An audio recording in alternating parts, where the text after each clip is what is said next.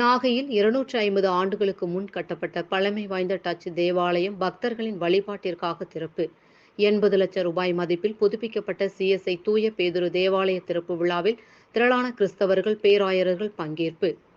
நாகப்பட்டினம் பழைய பேருந்து நிலையம் எதிரே 1774ஆம் ஆண்டு டச்சுக்காரர்களால் தூய பேதுரு தேவாலயம் எழுப்பப்பட்டது. இறை வழிபாடு மற்றும் கல்வி மருத்துவத்திற்காக உருவாக்கப்பட்ட இந்த தேவாலயம் நாளடைவில் சிதிலமடைந்தது.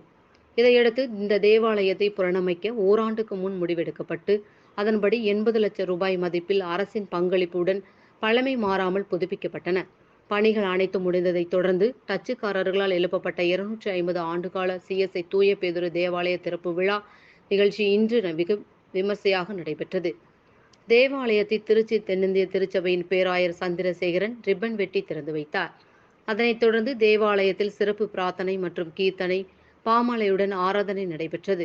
இதில் திருச்சி, தஞ்சை, நாகை, மயிலாடுதுறை, காரைக்கால், கரூர், கோவை மாவட்டத்தைச் சேர்ந்த பேராயர், ஆயர்கள் மற்றும் திரளான கிறிஸ்தவர்கள் பங்கேற்று பிரார்த்தனை செய்தனர்.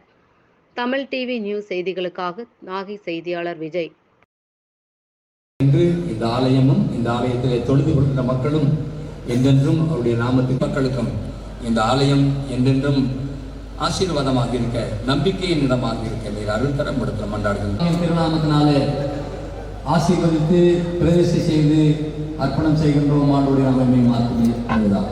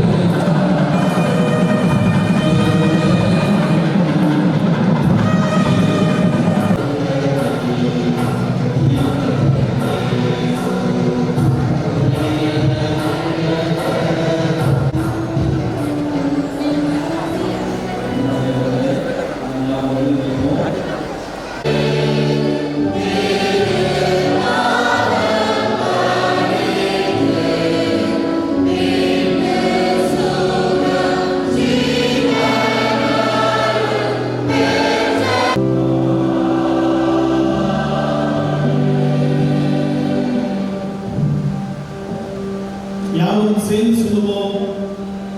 உணர்வில் இருக்கிறது